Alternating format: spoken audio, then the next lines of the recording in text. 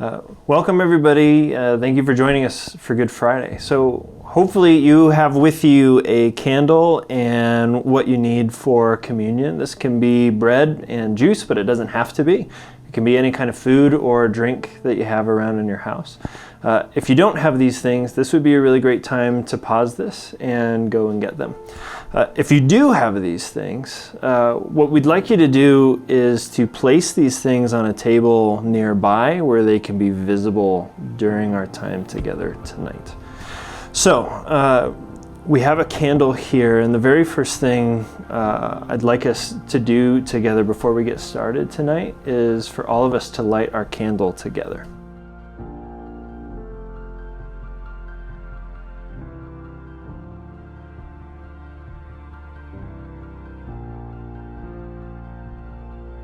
So tonight is Good Friday.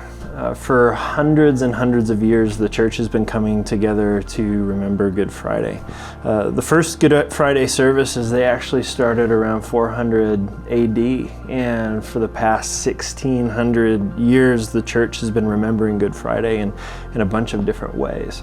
The Lutheran Church, for example, there's a lot of Lutheran churches who hold their Good Friday services in the dark. They take away all the lights. Some of them, they consider it to be a day of fasting from food. In the Orthodox Christian Church, one of the things they do in their services is they reenact the burial of Jesus. So they do this by going around their church building and taking down these images that represent Jesus, and they put them inside this symbolic tomb, and they cover them so these images that they've seen in the church all year, they can't see them anymore. There's a lot of these Orthodox churches that have a crucifix that's seen throughout the entire year, this statue of Jesus hanging on a cross. And a lot of these statues are designed where the body of Jesus can be taken off of the cross and it's placed inside of this symbolic tomb on Good Friday. So on Good Friday, this cross that they've seen Jesus on for the entire year, they come in and he's not there anymore. On Good Friday, the Catholic Church, they don't ring any of their bells throughout the day. They also consider it to be a day of fasting from food. Good Friday is one of the only days in the year where the Catholic Church, the priests don't bless the bread and the cup like they do every other day of the year. And for their Good Friday services, before anyone comes into the church, they cover all of the sculptures and the images and the art that is normally displayed inside of the Catholic Church. So when people come in to a Good Friday service, these images, these beautiful things that they're used to seeing, they walk in and they don't see them anymore. So in essence, there's a lot of ways that the church remembers Good Friday, but it seems what every faith tradition of Christianity has in common is on Good Friday, they take away these things that they are used to doing and these things that they're used to seeing. How familiar is that today, right now?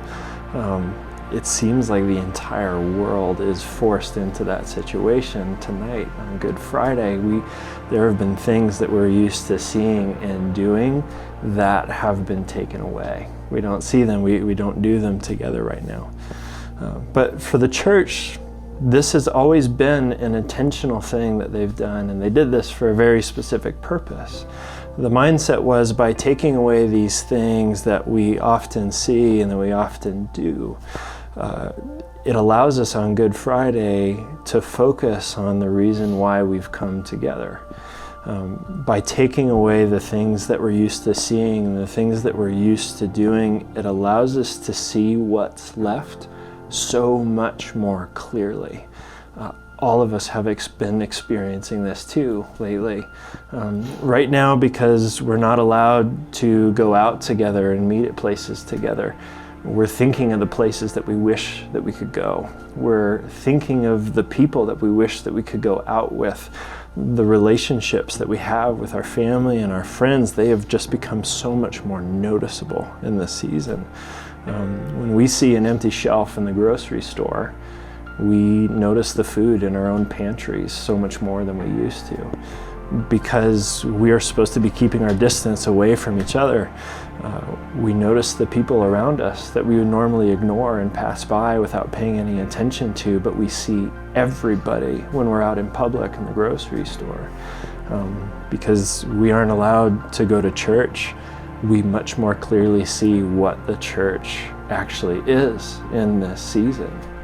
So for hundreds and hundreds and hundreds of years, the church has been practicing taking away the things that we are used to seeing and the things that we're used to doing, so that we can see what's left so much more clearly, and that's Jesus.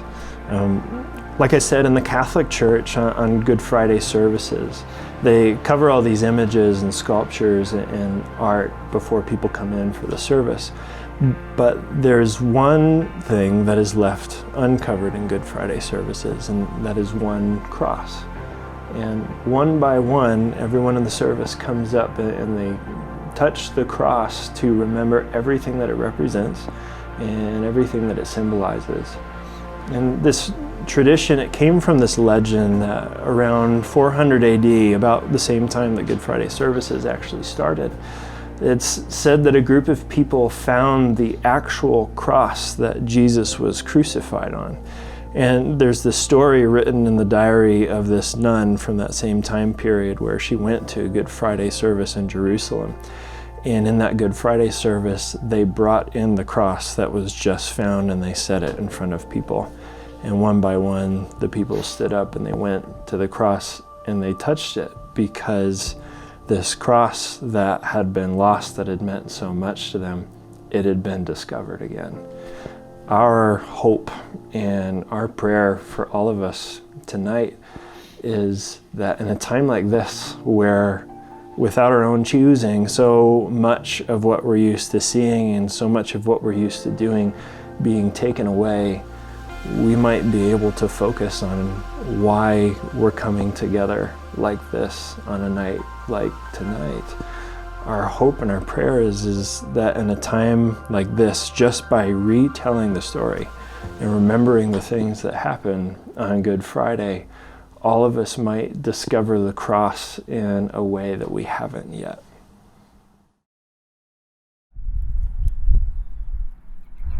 So on the topic of the Passion of Jesus, that Good Friday and the whole experience of the crucifixion is called, the term passion actually comes from the suffering of Jesus. And to tell the story, I believe, brings up a bunch of questions, but a bunch of truth at the same time. And the story typically begins, some people begin the story by telling of the time that Jesus broke the bread and he held up the cup and said, "This is my body and this is my blood." And some people begin the story by telling it in the Garden of Gethsemane. So it just depends on the tradition that you come from. Our tradition honors both. But as far as the value of tonight, our story is going to begin in the garden. And the fact that Jesus goes to pray because he is distressed. First of all, I come to a place when I think about the story of Jesus being distressed to a point that he pulls away, he cries out to God, and he begins sweating blood, thinking about the things that are about to happen to him. The thing that my heart and my mind begins to take me to is this idea of like, what is God thinking? And the two aspects of God, like God as Son and God as Father. What is God thinking in the moment of the garden when Jesus is there on his hands and knees praying and saying, if this moment doesn't have to happen, please make it stop. Because as a father, if Zion came to me and be like, man, this thing I know is about to happen, if you can make it stop, I'm the type of father who I will stop it at all costs, because I never want to see my kid in pain. And the story begins in this garden. And I think it's brilliant that it begins in a garden, because the whole story of the Bible begins in a garden. And Jesus is under a tree. And our story in the Bible begins with a tree. And Jesus is kneeling here at this tree, praying to his Father, saying, does this really need to happen? And if it does, so be it. So Jesus is in the garden, and he's praying, and he's sweating blood, and he's in distress. And the disciples who followed him to the garden, they fall asleep. And I think that the disciples typically get a bad rap. I've heard so many times, people talking about, how could the disciples fall asleep? How could they fall asleep?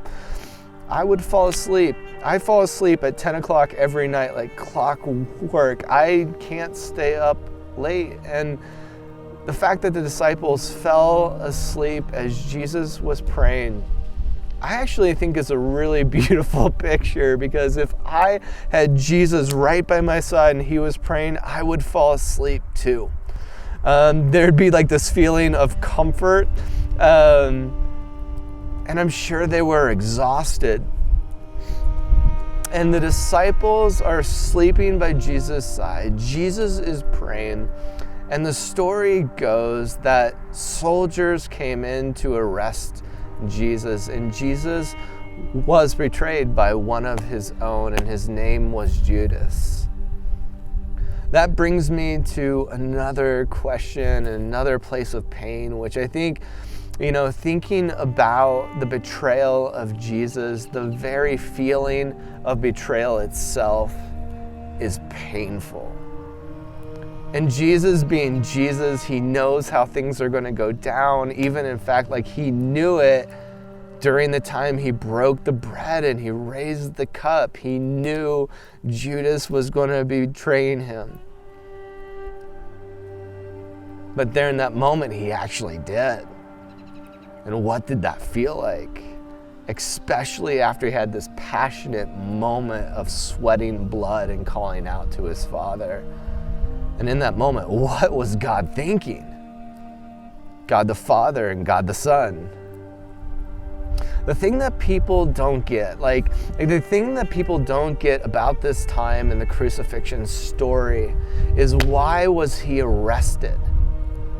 The Jews had something against Jesus, and the empire didn't have anything about Jesus, but the Jews knew how to play the empire to get their agenda done. See, during the time of Jesus, and during the rule of the Roman Empire, the empire was trying to build this place of peace, the Pax Romana, the peace of Rome, and they would go in and conquer and say submit. They would go and conquer and say submit. Go and conquer and say and submit. And these different cities and tribes and people groups and countries, they would all submit to Rome. And the biggest crime against Rome for a country, a tribe, a people group, it would be to rise up and say, you are not the authority. We have the authority. We have our own king. This would be the greatest crime against the empire. You see, the Jewish people were split. There were the Pharisees and Sadducees and Sanhedrin. They were trying to keep the Hebrew people safe. The Jewish people, they were afraid because they have been stomped on forever. And then there was Jesus. And people the previous Sunday were shouting things kind of like, "Hail, King of the Jews! Hail the King! Praise be the King!" And that would put shivers down the spine of anyone who is trying to keep the Pax Romana, the peace of Rome. And so for the Pharisees and Sadducees who have been trying to trick Jesus into saying something wrong, trying to pigeonhole him into saying some blasphemous thing, then to hear that people are saying he is the king, it causes people to panic. So when the Sanhedrin takes Jesus to Pontius Pilate, who is the ruling authority over that area during the time, he is like the ambassador of Rome. When they take him to Pontius Pilate, he actually cannot see anything wrong with him at all. And he asks him, what have you done? Like, why are you here? And Jesus says the most brilliant thing.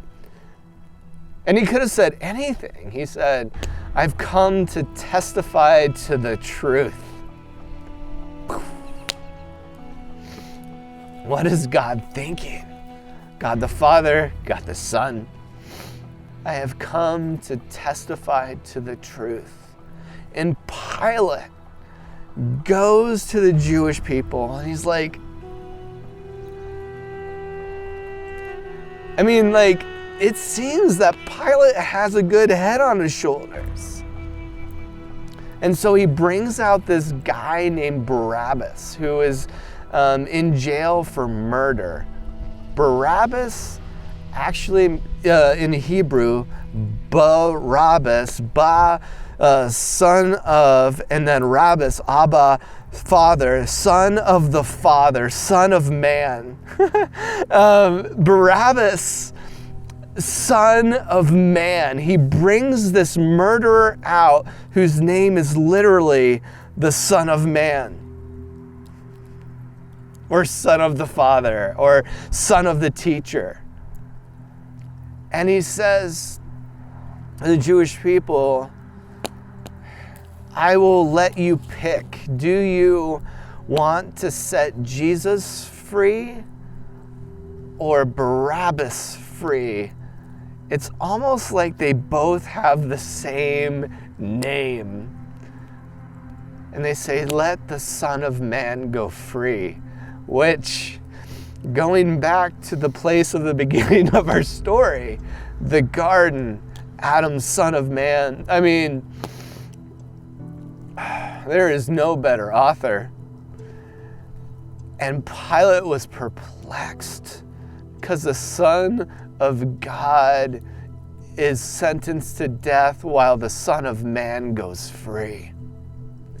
The Jewish people hand him to Rome to crucify as a political criminal, but Rome gives him back to the Jews and says, you do what you want with him, because the empire, the Holy Roman Empire, can find no fault with Jesus.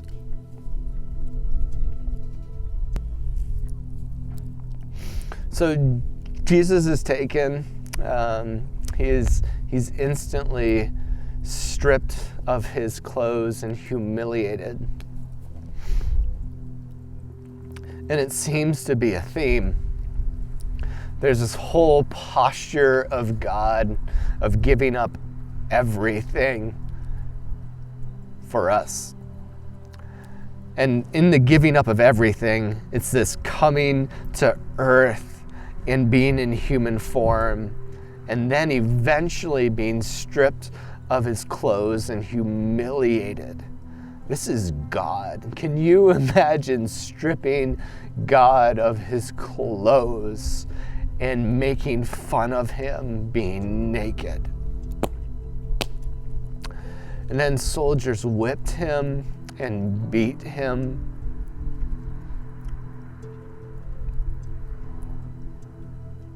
Jesus carried a cross, his own cross.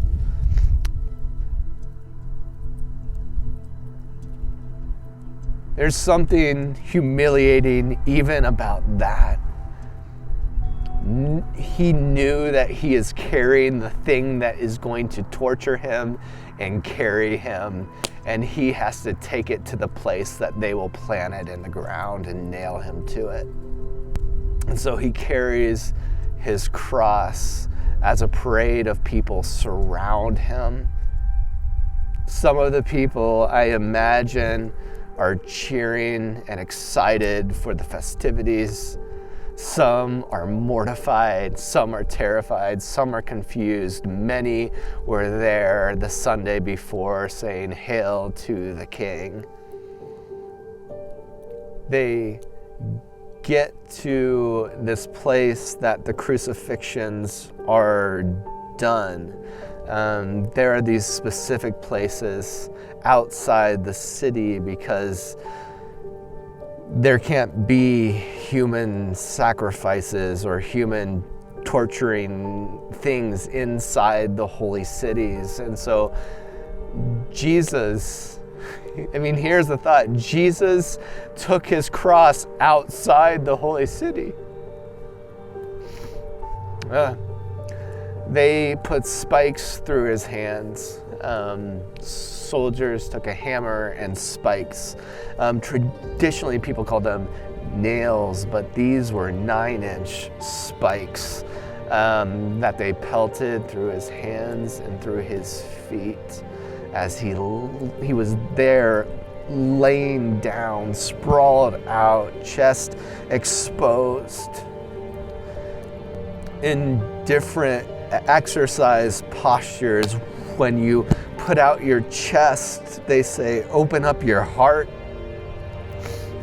And I think like this posture of Jesus getting these 9-inch spikes thrust through his hands and him opening up his heart to the world as this beam gets hoisted up. And traditionally at crucifixions, it was a spectacle and people cheered. Like, can you imagine Jesus, the blood on his hands and his feet being hoisted up and people cheering? After all, he came to testify to the truth. There was a mockery. This whole thing was about humiliation and being poked fun of and teased, and there was a crown of thorns. These thorns were made from vines from a bush because, after all, he was being crucified for being a king of the Jews. It was politics. And so these soldiers, these Roman soldiers, they take the twine and the things from these branches that have big thorns. Some say they were like 3 inches big, and they thrust them on his head and said, "You're the King of the Jews." What was God thinking? God the Father and God the Son. His mom was there.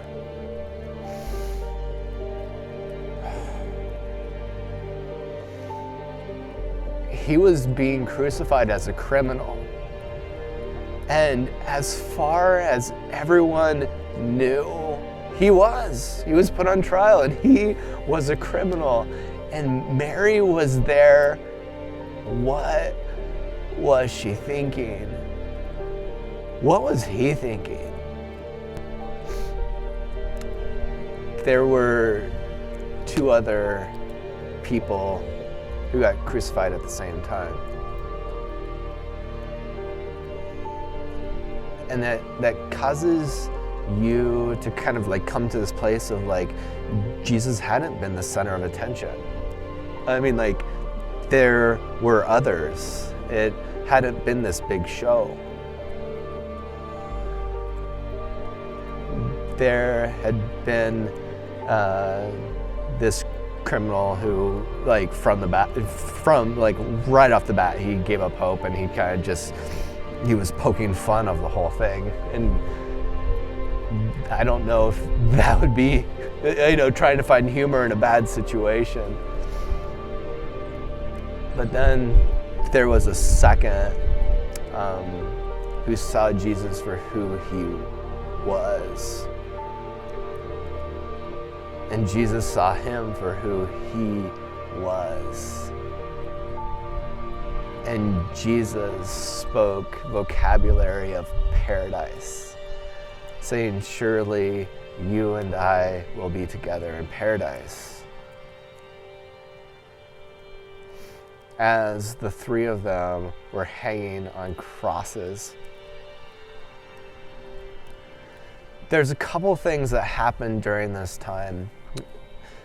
Typically during a crucifixion, the whole idea of it is just not to kill someone. Killing people is easy.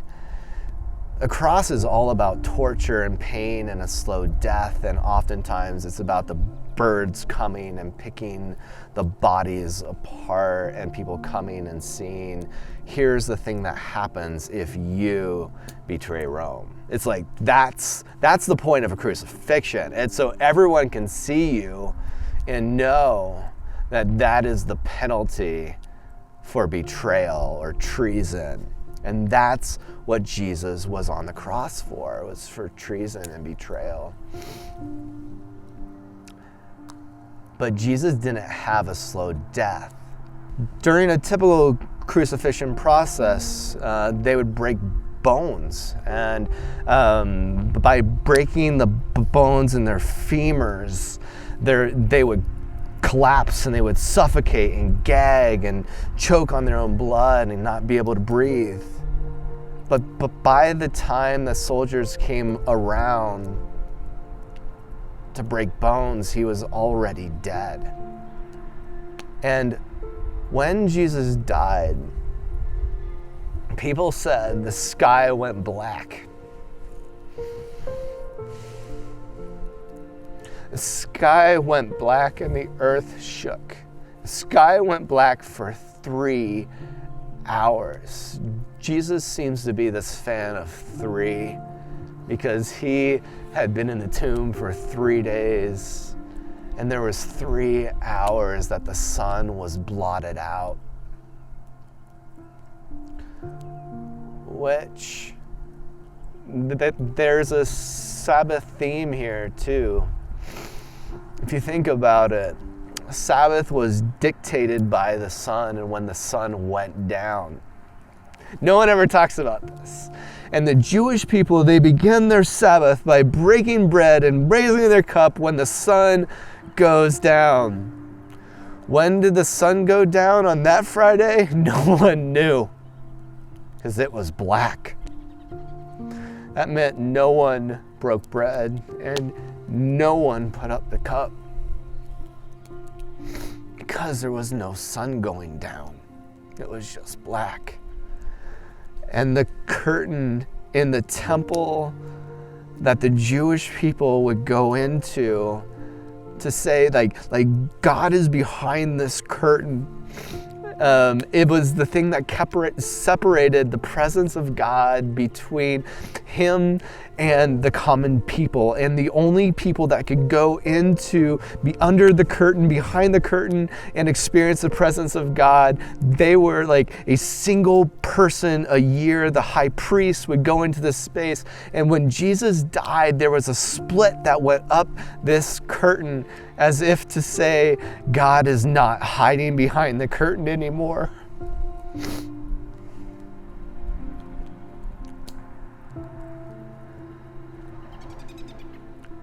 When Jesus died, the sky went black and the curtain split and there was no separation and there was no Sabbath. And the proclamation of who Jesus was, it was said by a Roman soldier who said, surely this must be the Son of God. It was after it was all said and done, and the big show was over and the politics were put aside and the breath was out of it and the sky went dark.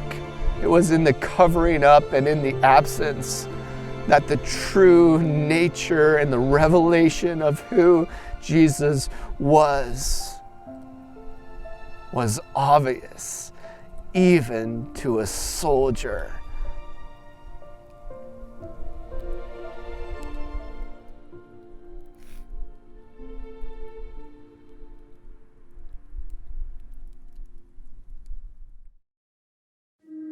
So this is where the story of Good Friday ends for now, in darkness. This candle that we lit in the beginning of our time together, this represents normal. It represents familiar. It represents all the things that we are used to doing and the things that we are used to seeing. Even in the short amount of time in your homes, maybe you've even forgotten that this candle was actually there, but here it is. So the next thing that we would like to do together is for all of us to blow our candles out together.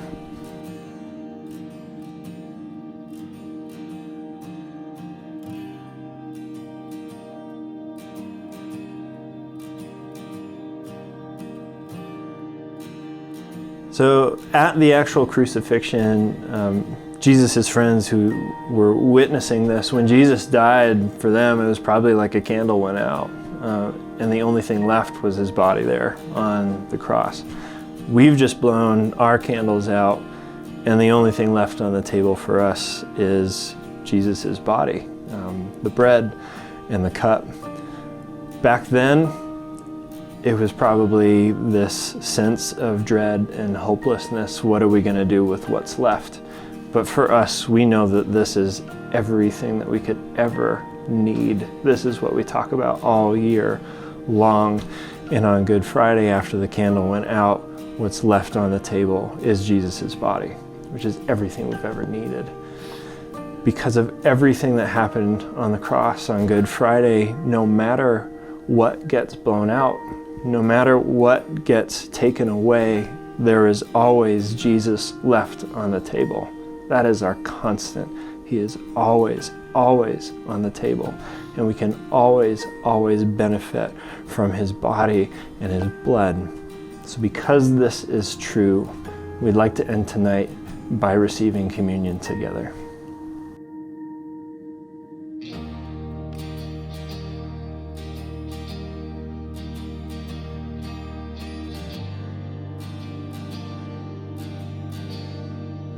While they were eating, Jesus took bread, and when he had given thanks, he broke it and gave it to his disciples, saying, "Take it, this is my body." Then he took a cup, and when he had given thanks, he gave it to them, and they all drank from it.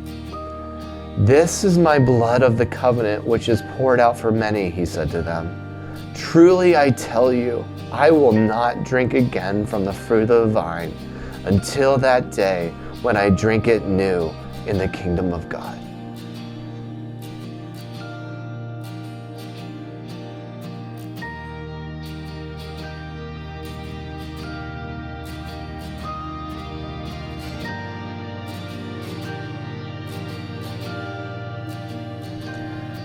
On this night and in this season, as candles are extinguished, may you see what remains on the table always.